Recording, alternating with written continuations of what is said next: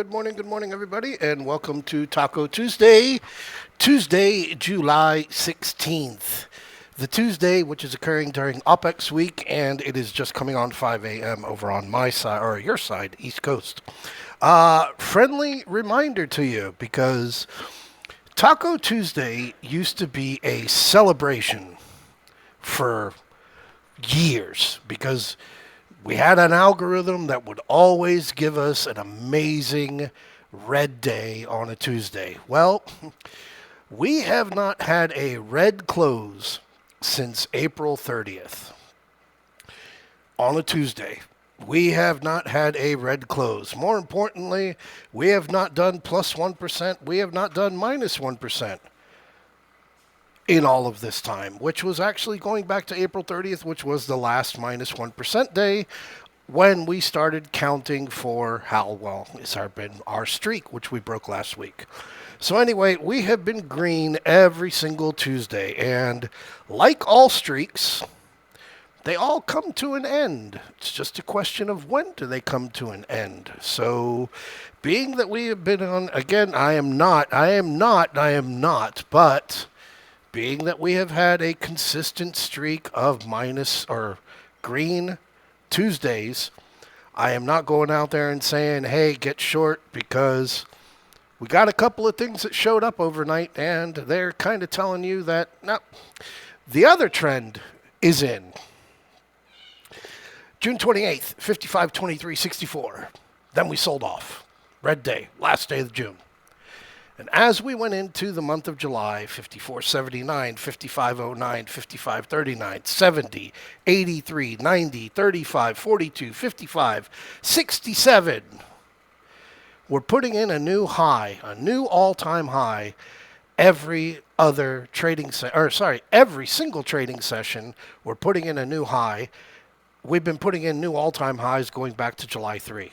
So being that the Trump trade is official, and as you can see, we are getting some really good range. Yesterday, where was it? Move you off here. I don't know why this thing expands, but whatever it is. Yesterday, you had a 0.5% move up to that upside, and being that I was, trying to suggest that 56.30, 56.25 for the intraday play, you had to take the money, like posted there, right there at the end. God, man, all the way until the end of the day. Really, you can't give me a break? All the way there to the end of the day, there were a quarter, 20 cents. There were 170% on your money there, and I saw Nancy and a couple other people, they played the 56.25 puts, and then as we dropped down to that 56.14 and filled the gap, they played the calls, and the calls worked out great because closed at 56.31, closed green. We had a 20-point gap up.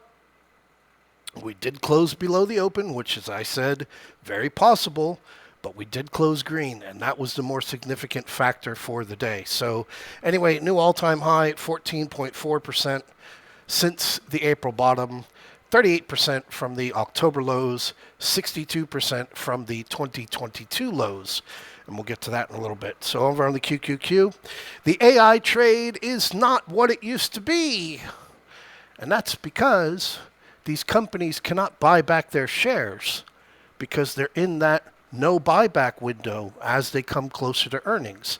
And those earnings start a little bit next week, but mainly at the end of the month, which again, as much as I want to start to see a drawdown, I still don't see a drawdown taking place until we get all the way through tech and we start heading in closer to NVIDIA earnings, which are in the middle of August. So that's kind of where we're sitting here. Very similar to, 2016, call it. Red close under the open, closed green over on the QQQ. Big range, 7-point range, big range. And a nice drop down there, right back down there to 494. Mike, great play. Great play, excellent play that you did over there.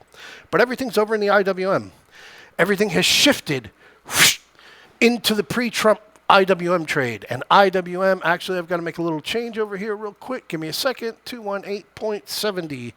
IWM has just put in a new high as we're talking here. And yeah, IWM, look at this, plus 1%, plus 3, almost 4%, plus 2%, plus 2% yesterday. And today, well, you know what? Where we're sitting, there's a pretty fucking good chance that we're going to be seeing 220 today. All because since that, right over there on Thursday, the Trump trade has begun. It started. So we'll get to that over the weekend. So bring on to the charts. Going here real quick. Today we have retail sales, 8:30. At 8:30 we get retail sales. We got Bank of America reporting earnings in a couple of hours. Morgan Stanley. You got Goldman Sachs. You see your little wiggle over there in the banks. And the banks did announce that there will be no more free checking accounts. They're going to start charging $8 a month for checking accounts because the U.S. has put a cap on how much they're allowed to charge on bounce checks and overdraft fees. So you are looking at your banks over there trying to find every way they can get a little bit more money out of everything, and that's where it's at. So here we go. On to the charts real quick. Don't want to waste your time. ES Futures, looking at it from a week point of view from where we started Sunday night. Nice little dip here overnight. Nice little dip. Started right there around 2 o'clock in the morning. Started looking really nice, but that's it. That's it. Over here on the NQ, exact same chart. As you can see, NQ, ES mimicking each other, following each other to a T. That's it. That's it. Over here on the YM, a little bit more supportive, a little bit fractionally higher, because again, you are into the pre-Trump trade, the Trump trade, Caterpillar, Home Depot, all your brick and mortar stuff really starting to, and a lot of the brick and mortar, pretty fucking oversold. So it is starting to get a little bit more attraction as opposed to these 3,000 PE NVIDIA chip fucking bullshit stocks. And then you come over here to your Russell 2000, and your Russell 2000 is just it's a teenager's testosterone levels. And this is a train that is going to fucking chew away despite being, I'll pull it over here real quick. Let me get it. You are super oversold. I mean, overbought. I mean, super overbought over on the Russell 2000. But doesn't matter because that's where the juice is right now. And while the juice is loose, you get out of the way or else it's going to stab you. Ask Nicole. So, sorry for that.